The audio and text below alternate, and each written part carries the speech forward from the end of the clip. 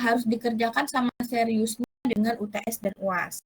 Nah, karena ini adalah ekonometrika, maka akan ada kegiatan lab-nya. Biasanya hari Sabtu tuh. Lab-nya nanti akan ada praktek. Nilai lab akan jadi nilai tugas. Tapi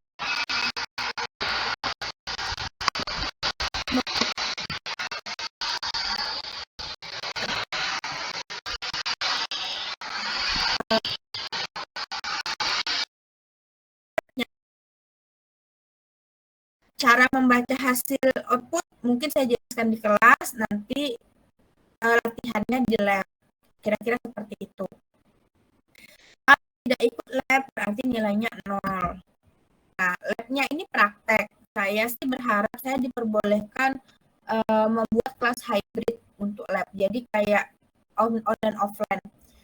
Ada yang offline, ada yang online, setiap minggu bergantian supaya kita sama-sama merasakan gimana sih mengolah data dengan benar. Kalau misalnya online semua tuh saya nggak bisa cek.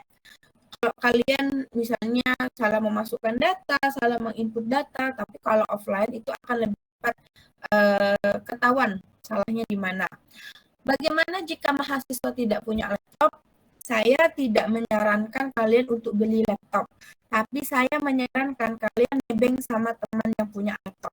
Misalnya kalian laptopnya tidak bisa masuk untuk aplikasi Evius, atau laptopnya berbagi sama kakak dan adik kalian yang juga sekolah.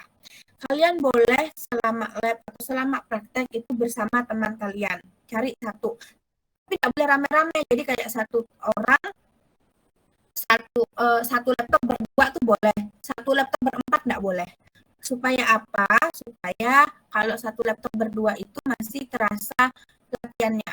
Misalnya saya kasih kalian data 50 observasi, kan bisa tuh observasi pertama sampai 25 yang punya laptop yang input, yang 26 sampai 50 yang pinjam laptop temannya yang input. Nah, itu saya perbolehkan seperti itu. Jadi kalau rame itu nanti yang kerja satu, yang lain cuma lihat. Nah, saya nggak mau kayak gitu. Saya mau semua anak di ekonometrika saya merasakan ini loh yang namanya mengolah data. Software yang saya pakai adalah Evius. Saya nggak pakai SPSS. Saya pakainya Evius. Terserah laptop kalian kuatnya di Evius berapa, tapi saran saya minimal 8. Jadi bisa 8, 9, 10, 11, 12, bebas. Kalau saya basicnya Evius 10. Di laptop saya Evius 10. Kalau misalnya kalian punya Evius 11, boleh, bagus. Kalau punyanya Evius 8, tidak apa. Jadi saya tidak memaksa Eviusnya harus sama. Apa sih Bu yang membedakan dari versi Evius itu? Yang membedakan itu sebenarnya kelengkapan toolsnya. Tapi kalau untuk dasar-dasar ekonometrika, Evius 8 itu sudah cukup kuat. Gitu ya. Jadi saya untuk anak yang tidak punya laptop tidak akan memaksa kalian harus beli baru. Tapi silakan pinjam sama teman, berbagilah gitu sama temannya.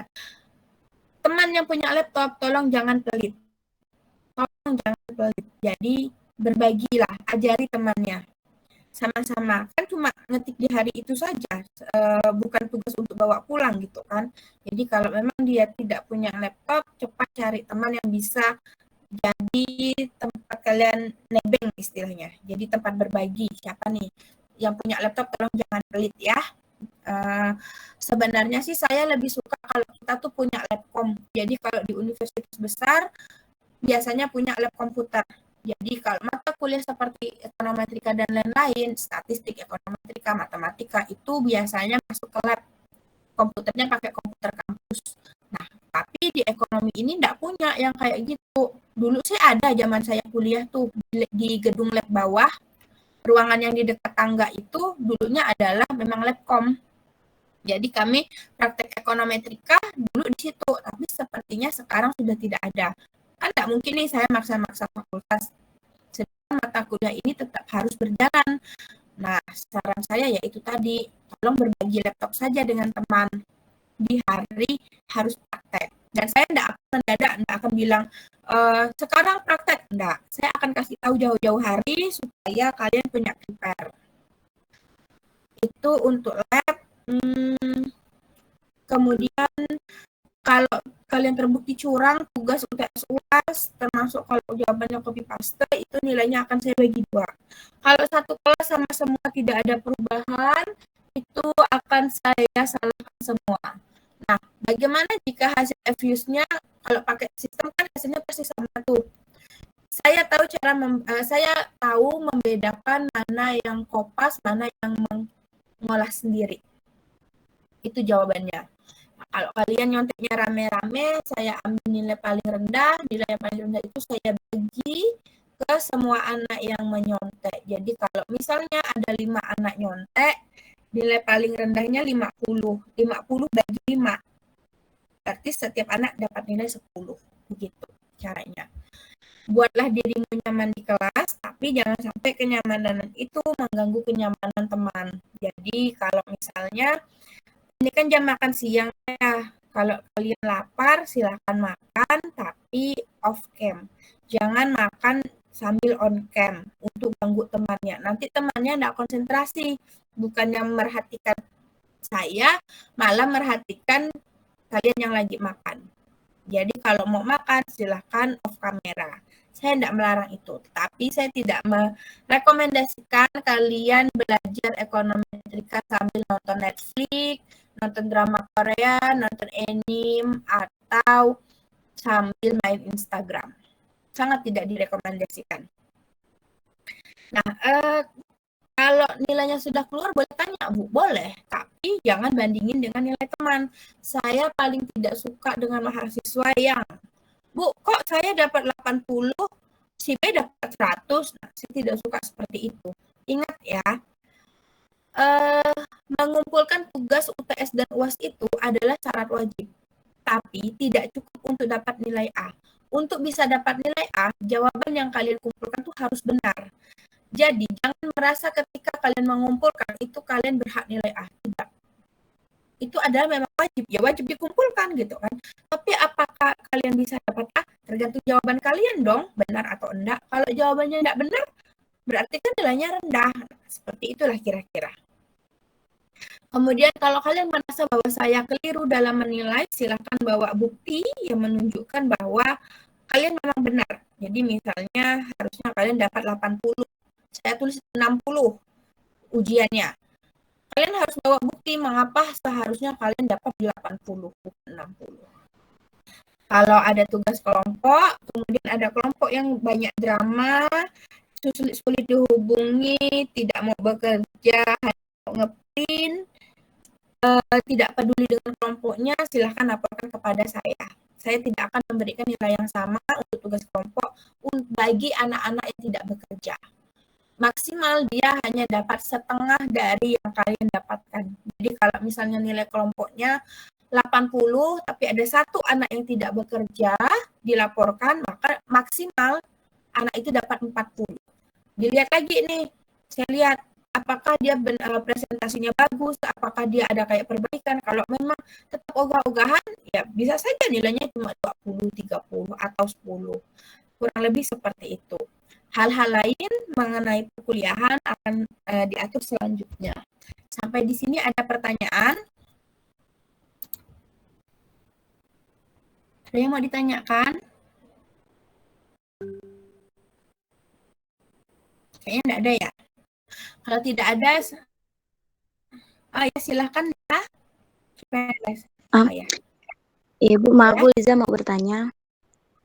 Jadi tadi kan Ibu ada menjelaskan tentang sistem offline sama online. Nah, jadi yang di kami yang di kampung nih, apa harus wajib ikut lab offline-nya, Bu? Sebenarnya sih saya inginnya gini ya, misalnya minggu ini absen 1 sampai 10, minggu depan absen 11 sampai 20. Jadi setiap anak tuh pernah merasakan paling tidak sekali gitu. Kalau misalnya cuma sekali ke kampus kayaknya ribet juga ya kalian ya. Itu nanti saya pikirkan lagi ya, karena saya juga masih nunggu izin dari pihak fakultas dibolehkan atau tidak. Harapannya sih semuanya pernah merasakan yang offline, karena ketika kita belajar offline, kalau ekonometrika, terutama ketika praktek, itu rasanya berbeda dengan ujian. Itu dari saya. Nanti saya jelaskan lebih lanjut lagi ya. Ada pengumumannya lagi nanti. Oh, baik Bu, makasih Bu. Oke, ada lagi yang mau bertanya? Malu bertanya sesat di ujian ya.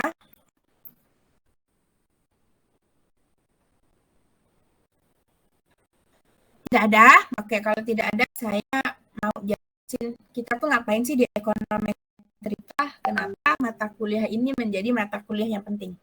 Begini, di dunia ini kalau kita belajar ekonomi, mau itu ekonomi konvensional, mau itu ekonomi Islam, sebenarnya kebanyakan adalah hal-hal yang tidak bisa kita jelaskan secara detail. Nah, misalnya saya ngomong pertumbuhan ekonomi, itu kan kalau kita ngomong pertumbuhan ekonomi harus ada indikatornya kan. Indikatornya apa sih? Nah, pertumbuhan ekonomi itu diwakilkan dengan apa sih? Atau misalnya saya ngomong zakat, zakat itu apa sih bentuknya? Apakah dia uang atau non uang? Nah, itu kan harus jelas. Karena banyaknya hal-hal atau variabel-variabel di dunia nyata membuat kita merasa bahwa agak sulit nih kalau kita memasukkan semua hal di dunia nyata. Kan ada persoalan-persoalan nih, ada masalah-masalah ekonomi gitu kan, kayak kelangkaan dan lain-lain. Kita tuh susah sekali untuk mencari solusi ketika hal itu masih bersifat abstrak. Untuk menyederhanakannya, maka kita gunakanlah masalah-masalah ekonomi tadi, kita ubah ke dalam bentuk matematika. Bentuk matematika itu seperti market, atau kalau kalau desain itu kan kayak denah rumah. Kalau sekarang tuh kayak market gitu. Jadi marketnya anak ekonomi adalah ekonometrika. Bentuknya model matematika, tetapi model matematika itu tidak itu baru memodelkan, itu baru menunjukkan apa yang di dunia nyata diubah menjadi simbol matematika, belum menyelesaikan masalah. Nah, untuk menyelesaikan masalah, kita harus melakukan pengujian secara statistik. Pengujian itu ketika kita mengkombinasikan antara teori ekonomi, matematika, statistika, yang mana kita mendapatkan hasil yang disebut sebagai output, itu kita sebut sebagai ekonometrika. Atau ekonometrika itu bisa juga disebut sebagai, ekonometrika itu kan dari dua kata, ekonomi, economics, dan metrics. Economic artinya ekonomi, atau mengacu pada teori ekonomi. Matrix artinya pengukuran. Nah, ekonometrika itu mengukur teori-teori ekonomi. Jadi semua yang sudah diukur secara benar, berdasarkan prosedur yang benar, itu bisa dipertanggungjawabkan. Untuk apa? Untuk pengambilan kebijakan. Jadi di ekonometrika ini kita akan belajar dari konsep dasarnya, regresinya, baik itu regresi berganda, regresi sederhana, estimasi, uji hipotesis, asumsi klasik, variabel dummy atau boneka, sampai panel. Karena ini adalah mata kuliah dasar, mungkin ini tidak terlalu yang canggih sekali seperti itu, tetapi memang ini adalah dasar-dasar. Jadi kalau di kampus lain itu biasanya ada ekonometrika 1, ekonometrika 2. Tapi kalau di ekonomi Islam saya lihat di kurikulumnya sama dengan EP itu hanya ada satu ekonometrika, hanya satu kali. Nah, di statistik kan kalian sudah belajar apa yang disebut sebagai regresi. Rumusnya apa? Di ekonometrika kita tidak bisa, bukan tidak bisa sih, kita tidak lazim ya, tidak dibiasakan untuk mengolah regresi secara manual. Kita tuh pakainya alat, pakai software, SPSS, Fuse, Tata, MATLAB, R, dan lain sebagainya. Tapi untuk kelas ini, untuk di kelas saya menggunakan Fuse. Karena untuk pemula, EVIS itu mudah digunakan dan EVIS itu lumayan lengkap sebagai dasar ekonometrika. Begitu. Yang kita pelajari ada pengertian ekonometrika, regresi, regresi dua variabel atau regresi sederhana, kemudian regresi populasi, ada sampel, kemudian kita akan belajar masalah estimasi mulai dari OLS, kemudian regresi linier, kita juga akan belajar tentang normalitas, kemudian interval kepercayaan, uji hipotesis. Sebenarnya sebagian dari materi ini tuh sudah dipelajari di statistik 2, tapi akan diperdalam ketika kita masuk ekonometrik. Dulu di statistik itu kalian mungkin hanya belajar regresi itu ini, rumusnya ini, udah cukup. Tapi ternyata regresi itu dia juga punya masalah. Jadi apa yang kalian hitung itu sebenarnya belum tentu benar. Nah, supaya kita tahu benar salah ada penyakitnya atau tidak, maka kita melakukan uji estimasi atau uji hipotesis. Di ekonomika ini saya pakai 4 buku utama. 3 buku ini adalah buku standar. Mau kuliah dimanapun kalian akan pakai bukunya Gujarati, Wooldridge, dan Baltagi. Kalau Gujarati itu yang paling standar. Buku pertama yang laris manis untuk ekonometrika adalah Gujarati. Kemudian di bawahnya ada Wooldridge. Untuk data panel biasanya dipakainya tuh Baltagi. Di perpustakaan ada buku-buku ini. Nah, tapi karena buku ini adalah buku bahasa Inggris dan kalau Gujarati itu ada yang terjemahan, tapi bahasa terjemahannya agak-agak aneh kalau menurut saya. Kalau pusing kalian boleh pakai yang versi bahasa Indonesia, tulisannya Agus Widarjono, judulnya Ekonometrika. Di antara banyak penulis buku ekonometrika di Indonesia, buku Agus Widarjono ini yang menurut saya paling enak dibaca, paling mudah dimengerti untuk pemula. Kayak yang sudah saya bilang tadi, ekonometrika itu adalah hubungan statis yang memperkirakan hubungan ekonomi, menguji teori, yang akhirnya untuk mengimplementasikan kebijakan pemerintah atau bisnis. Sederhana, saya pernah ikut seminar bagaimana zakat dan infak itu bisa mengurangi kemiskinan. Nah, itu adalah contoh dari teori-teori ekonomi baik konvensional maupun ekonomi Islam yang dimodelkan secara matematika kemudian dihitung menggunakan estimasi model ekonometrika. Nah, di ekonometrika ini kita selalu butuh yang namanya data. Ekonometrika itu ibarat orang masak, dia punya bahan, punya alat. Bahan utamanya adalah data. Alatnya adalah regresi. Jadi regresi itu macam-macam, nggak cuma regresi sederhana, regresi berganda, tapi ada juga regresi dinamis, kemudian VAR, bentuk-bentuk regresi itu beraneka macam, termasuk dummy itu juga termasuk regresi. Nah, sebelum masuk ke alat, saya ingin menjelaskan sedikit tentang bahannya dulu. Bahan dari ekonometrika adalah data. Apa sih data? Data itu kumpulan informasi yang diperlukan untuk mengambil kesimpulan.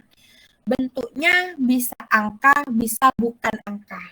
Kalau angka kita tahu, misalnya kalian punya data pertumbuhan ekonomi, data pendapatan nasional. Nah, itu adalah data yang berupa angka. Kalau data yang bukan angka, contoh sederhananya itu, misalnya saya tanya, sudah makan atau belum?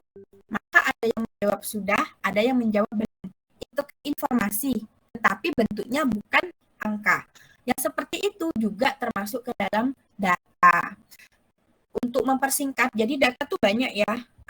Ada data ordinal, data interval, kemudian ada data rasio, tapi saya kerucutkan pada ekonometrika ini semuanya adalah data sekunder. Jadi tidak membahas data primer. Ada 4 data utama. Pertama ada data time series atau runut waktu. Data time series ini data yang disusun secara kronologis menurut waktu dan suatu variabel. Contoh, pendapatan nasional Indonesia tahun 1990 sampai 2020. Jadi, misalnya kalian punya data yang tempatnya hanya satu, seperti ini Indonesia, tapi tahunnya banyak, itu disebut sebagai data time series. Tempatnya satu, tahunnya banyak, time series namanya. Nah, di dalam data time series biasanya terdapat masalah atau penyakit, namanya otokorelasi. Apa otokorelasi? Otokorelasi itu hubungan masa lalu yang mempengaruhi masa sekarang.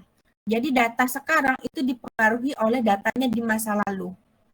Contoh, saham hari ini itu dipengaruhi oleh saham hari yang lalu. Atau kalau keseharian kalian, misalnya kalian masuk kelas tepat waktu karena dulu ketika terlambat pernah dikeluarkan dari kelas. Jadi apa yang terjadi sekarang itu dipengaruhi oleh masa lalu. Atau misalnya kalian dulu pernah berteman, dihianati teman kalian, dijelek-jelekkan teman kalian, jadi sekarang tuh takut untuk berteman lagi. Nah, itu adalah otokorelasi. Apa yang terjadi saat ini itu dipengaruhi oleh masa lalunya. Di dalam data, kalau ada otokorelasi itu tidak baik, karena bisa menimbulkan bias. Nanti kita akan belajar bagaimana mendeteksi otokorelasi ini dan bagaimana menyelesaikan otokorelasi, sehingga hasil yang kita dapatkan, estimasi yang kita dapatkan, menunjukkan hasil yang seperti keadaan sebenarnya. Setelah ada data time series, ada juga data silang tempat atau cross section. Data cross section ini kebalikan dari time series. Kalau time series kan waktunya yang banyak, tempatnya satu. Kalau cross section, tahunnya satu, tempatnya banyak. Contoh, pendapatan nasional kabupaten kota di Kalimantan Barat tahun 2020. Kabupaten dan kota di Kalimantan Barat itu kan ada banyak kan? Ada 12 kabupaten dan 2 kota. Ada 14. Itu banyak. Tahunnya cuma satu, tahun 2020. Maka data itu disebut sebagai data cross section. Tapi sebenarnya data cross section itu isinya tidak hanya daerah, bisa juga individu, bisa perusahaan, bisa desa, bisa kelurahan, bisa rumah tangga. Jadi bisa individu, bisa rumah tangga, bisa negara. Nah, selama dia punya tahun hanya 1 tahun, 1 titik waktu tertentu, kalau tempatnya banyak, individunya banyak, rumah tangganya banyak, maka dia akan disebut sebagai data cross section. Yang akan kita pelajari pertama nanti itu semuanya berdasarkan data cross section. Di data cross section biasanya ada masalah yang namanya heteroskedasticity atau heteroskedastisitas. Apa masalah utamanya? Masalah utama si heteroskedasticity adalah kalau kita menghitung, ketika kita nanti mengestimasi, kita selalu punya yang namanya nilai residu atau nilai sisa. Nilai sisa setiap variabel yang bagus itu kan tidak boleh bercampur. Nah, heteroskedasticity itu terjadi pencampuran residu atau nilai sisa, sehingga hasilnya itu bukan hasil terbaik. Sederhananya begini, misalnya, bentar saya cari ya, siapa ya? Misalnya Liza, Raihan, Sartika, bertiga melakukan cek darah nih, kena tipes atau enggak. Nah, sebenarnya Liza, Sartika, dan Raihan itu sehat. Jadi waktu dites baik-baik saja. Masuklah saya ini kena tipes, gitu. Ketika dicek, nggak tahu gimana, di lab darah kita berempat tuh bercampur. Kalau darahnya bercampur, ketika keluar hasil labnya apa? Tetap kan keluarnya itu akan jadi semuanya kena tipes. Padahal sebenarnya yang kena tipes itu cuma saya. Karena darahnya di lab bercampur, jadi tuh pas keluar hasil kan, Raihan lihat, loh saya tipes, tapi saya merasa sehat, Lisa kena tipes juga, Sartika kena tipes. Padahal yang harusnya kena tipes itu cuma saya. Nah itu adalah dari heteroskedastisitas. Dia tidak boleh tuh terjadi kayak gitu. Akhirnya apa? Dokter ngeliat kan, oh semuanya kena tipes, saya kasih obat. Padahal kalian tidak sakit, tapi kalian dapat obat. Nah itu kan sebuah perlakuan yang tidak benar. Oleh sebab itu, heteroskedastisitas itu tidak boleh terjadi pada data cross section. Itu kalau tadi di time series ada autokorelasi, di silang tempat atau cross section ada heteroskedastisitas. Sekarang aturan di dalam ekonometrika, ketika kita akan mengolah data, minimal kita punya 30 observasi. Nah, kalau runut waktu itu tidak harus tahun ya, jadi dia boleh harian, boleh mingguan, boleh bulanan, boleh triwulan, boleh semesteran, boleh tahunan. Tergantung kebutuhan kita. Sekarang, kalau misalnya minimal 30 observasi, untuk data time series kita paling sedikit punya 30 tahun, atau 30 hari, atau 30 bulan, paling sedikit. Kalau silang tempat berarti paling sedikit kita punya 30 tempat atau 30 individu atau 30 perusahaan atau 30 rumah tangga. Masalahnya, ketersediaan data itu tidak selalu sebanyak 30. Misalnya kalian suruh nyari data 30 tahun. Tidak semua data tuh tersedia dalam jangka waktu 30 tahun. Itu kan sangat menyusahkan. Sehingga adalah seorang ekonometrician, ahli ekonometrika, yang mengatakan bahwa kita campur saja, kita kombinasikan saja antara data time series dengan data cross section yang disebut dengan data panel. Sehingga data panel itu punya banyak tempat dan punya tahun atau waktu yang banyak. Nah, misalnya kalau di sini contohnya pendapatan nasional 34 provinsi di Indonesia tahun 1990 sampai 2020. Berarti provinsinya banyak nih, ada 34. Tahunnya juga banyak, 1990 sampai 2020. Ini kebetulan jumlah provinsi kita ada 34. Kalau kita mau hitung, mau kita estimasi, provinsinya cukup. Sekarang bagaimana jika suatu negara hanya punya katakanlah 10 provinsi? Itu kan menyulitkan. Nah, dengan data panel kita bisa tetap melakukan estimasi. Caranya kita potong tahunnya. Jadi dia tidak harus 30 tahun. Data panel itu memperbolehkan kita menghitung atau mengestimasi hanya dengan 5 tahun atau 10 tahun. Saya contohkan 10 tahun ya, 10 tahun. Kemudian cross sectionnya juga boleh tidak 30. Jadi cross sectionnya boleh 15, boleh 20. Nah, saya ambil contoh 20. 10 tahun sama 20 tempat. Artinya jumlah observasi kita menjadi 10 dikali 20. Ada 200 observasi. Jauh lebih banyak dibandingkan kalau kita pakai runut waktu atau kita pakai silang tempat. Itu sebabnya di skripsi senior kalian paling banyak dipakai data panel. Karena data panel itu lebih memudahkan kita ketika kita punya waktu dan tempat yang tidak terlalu banyak.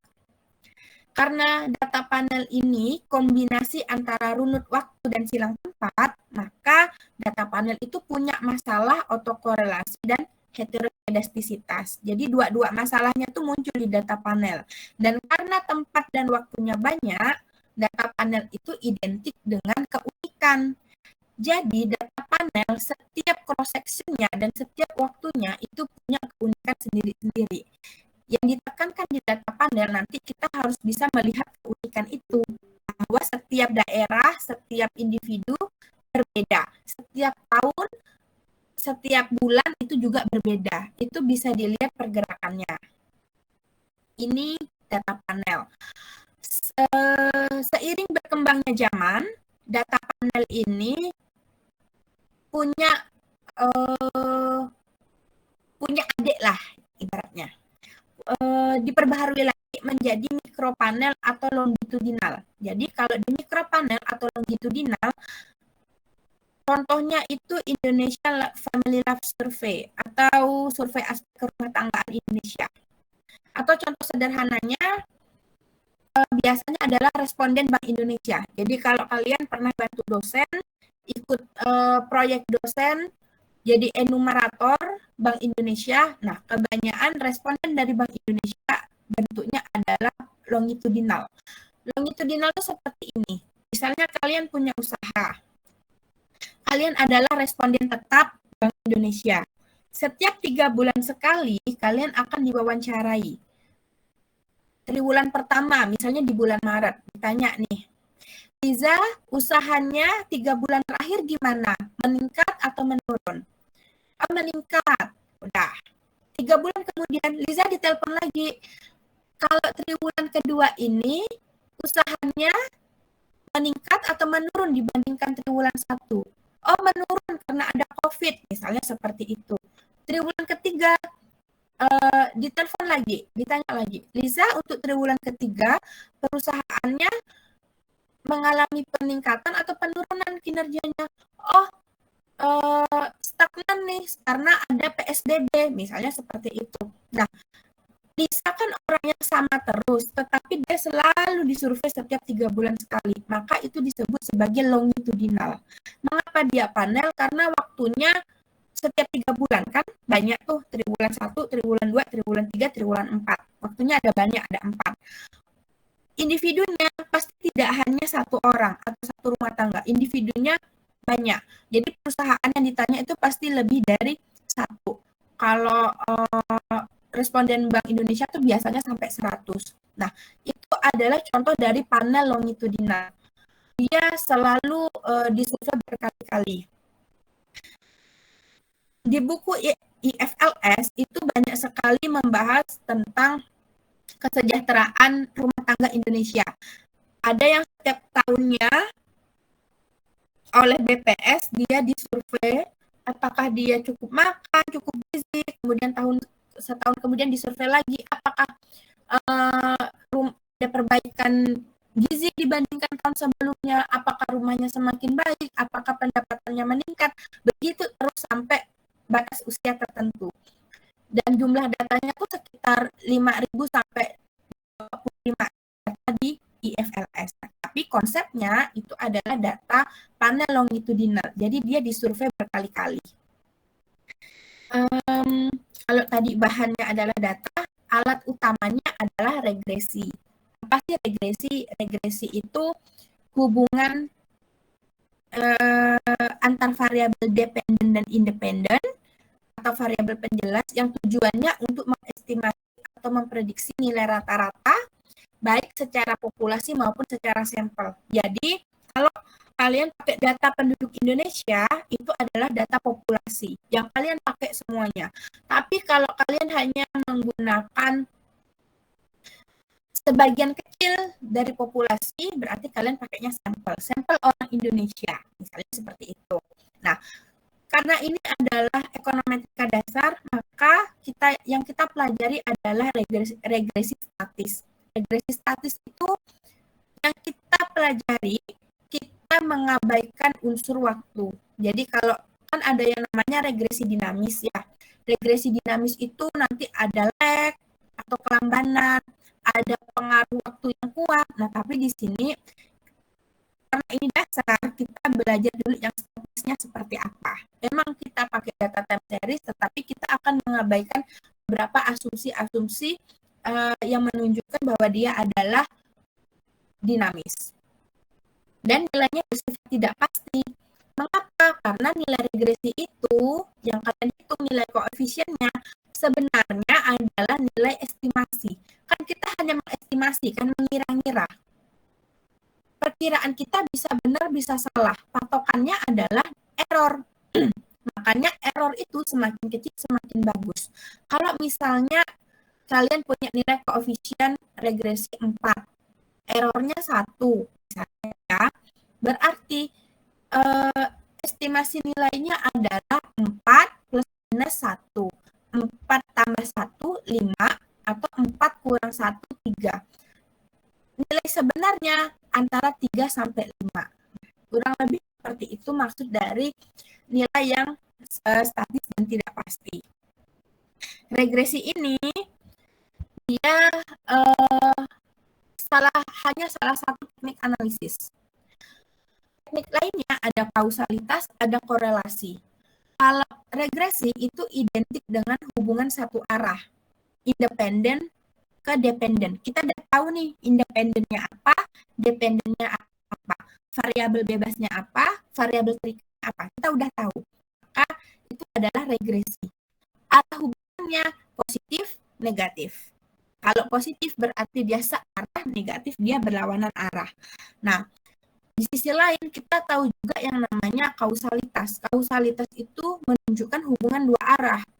Bisa dependen mempengaruhi independen atau independen mempengaruhi dependen atau keduanya. Dia ada hubungan sebab akibat. Itu kausalitas. Kausalitas yang terkenal itu kausalitas Engel-Granger. Itu yang menjadi cikal bakal regresi dinamis. Kemudian ada yang namanya korelasi. Kalau korelasi itu menunjukkan kearah hubungan antar variabel. Relasinya ke arah yang sama atau dia sangat erat. Nah, karena regresi itu hubungan satu arah, korelasi itu kearatan hubungan, kausalitas itu hubungan dua arah. Untuk membedakannya, regresi itu sering disebut sebagai pengaruh. Jadi kalau cari pengaruh berarti ngomongin regresi. Itu hanya cara untuk memudahkan. Nah, contoh sederhana, apa sih beda regresi kausalitas dengan korelasi? Contohnya begini. Ntar saya cari lagi. Contoh siapa ya? Misalnya Titin dengan Imam. Titin dengan Imam punya hubungan tidak? Menurut kalian? Nggak punya. Jawabannya punya. Hubungan pertemanan. Teman sekelas. Jadi hubungan tuh jangan kalian pikir hubungan percintaan kayak gitu. Nah, pertemanan tuh juga hubungan. Namanya hubungan pertemanan. Titin dengan Imam tuh teman. Sekarang pertanyaannya, akrab enggak? Akrab tidak. Kalau dia akrab, maka keeratan hubungannya tinggi. Itu yang disebut sebagai korelasi yang tinggi. Tapi kalau ternyata dia tidak akrab, teman sekelas, maka keeratan hubungannya rendah. Itu korelasi. Tetapi korelasi belum tentu ada regresi. Ya kan? Hanya karena dia sekelas kan berarti mempengaruhi nih. Ya kan? Nah, kalau misalnya ternyata gaya belajar Titin mempengaruhi Imam jadi lebih rajin belajar juga, artinya Titin mempengaruhi Imam. Itu regresi. Ternyata Bu, Imam ini juga mempengaruhi Titin. Gara-gara main sama Imam, Titin ini jadi malas belajar. Nah, si Titin dari rajin belajar jadi malas, Imam dari malas belajar jadi rajin. Itu adalah kausalitas. Hubungannya dua arah. Titin mempengaruhi Imam, Imam mempengaruhi Titin. Itu kausalitas. Tapi kalau hanya Titin mempengaruhi Imam, atau Imam mempengaruhi Titin, itu satu arah. Namanya regresi. Kalau dia tidak ada kausalitasnya, tidak ada pengaruhnya, berarti dia hanya berkorelasi atau dia berhubungan.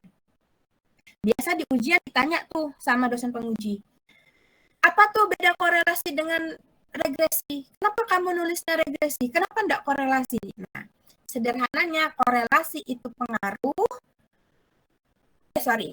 korelasi itu hubungan, regresi itu pengaruh. Kalau kausalitas berarti sebab akibat.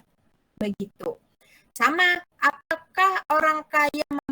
apakah konsumsi dipengaruhi,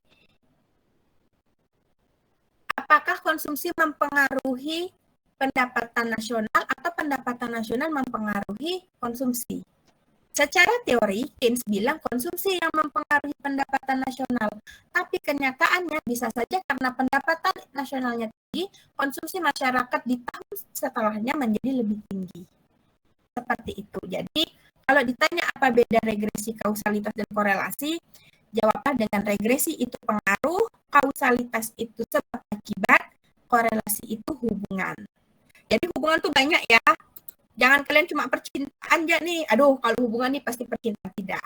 Sama ketika kalian misalnya awalnya kan ada tuh kadang mahasiswa yang dia tuh kuliahnya rajin sekali.